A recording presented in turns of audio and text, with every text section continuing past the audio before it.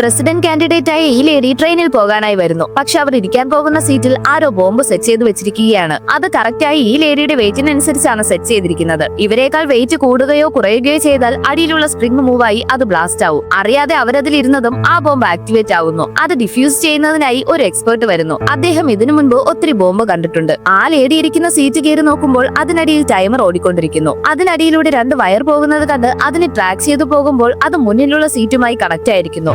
സംശയം തോന്നി ആ സീറ്റ് കീറി നോക്കുമ്പോൾ അവിടെ മറ്റൊരു ബോംബ് കൂടി സെറ്റ് ചെയ്തിരിക്കുന്നു. അതിനെ കവർ ചെയ്ത് കുറെ ഇരുമ്പ് ആണികളും സെറ്റ് ചെയ്തിരിക്കുന്നു. എന്തിനാണെന്ന് വെച്ചാൽ ആദ്യത്തെ ബോംബിൽ നിന്ന് രക്ഷപ്പെട്ടാലും ആ ആണി കുത്തി മരിക്കാനായി ഇങ്ങനെ പ്ലാൻ ചെയ്തിരിക്കുന്നു. സോ തന്റെ വാച്ചിലെ ക്യാമറ യൂസ് ചെയ്ത് വയർ നോക്കി സാവധാനം അത് കട്ട് ചെയ്യുന്നു. എന്നിട്ടും ആ ടൈമർ സ്റ്റോപ്പ് ആവുന്നില്ല. ഇനിയും കുറച്ച് സമയം മാത്രമാണ് ബാക്കിയുള്ളത്. ഇദ്ദേഹം അതിൽ എക്സ്പെർട്ട് ആണെങ്കിലും ആ ലേഡിയെ സാവധാനം ആ സീറ്റിൽ നിന്ന് മാറ്റി ഇദ്ദേഹം അതിലിരിക്കുന്നു. അതത്ര ഈസി ആയ കാര്യമല്ല. കുറച്ച് മിസ്സായാലും 2 പേരും മരിക്കും. പക്ഷെ അദ്ദേഹം പെർഫെക്റ്റ് ആയി അത് കംപ്ലീറ്റ് ആക്കുന്നു. താൻ രക്ഷിക്കാൻ വന്ന ലേഡിയെ സേഫായി പുറത്തു പോകാൻ പറഞ്ഞ് ഇയാൾ ആ സീറ്റിലിരിക്കുന്നു. അതിൽ കാണിക്കുന്ന ടൈം മനസ്സിൽ കണക്ക് കൂട്ടി കറക്റ്റ് ആയ ഒരു ടൈമിൽ എഴുന്നേൽക്കാനായി വെയിറ്റ് ചെയ്തിരിക്കുന്നു. അടുത്ത 5 സെക്കൻഡിൽ ആ ബോംബ് പൊട്ടുന്നു. അത് കണ്ട ആ ലേഡി തന്നെ രക്ഷിക്കാൻ വന്ന ആൾക്ക് എന്ത് പറ്റിയെന്ന് അറിയാതെ വിഷമിക്കുന്നു. പക്ഷെ അദ്ദേഹം കറക്റ്റ് ആ ബോംബ് പൊട്ടുന്ന സമയം നോക്കി മുകളിലുള്ള ലഗേജ് റാക്ക് പിടിച്ച് ചെറിയ പരിക്കുകളോടെ രക്ഷപ്പെടുന്നു.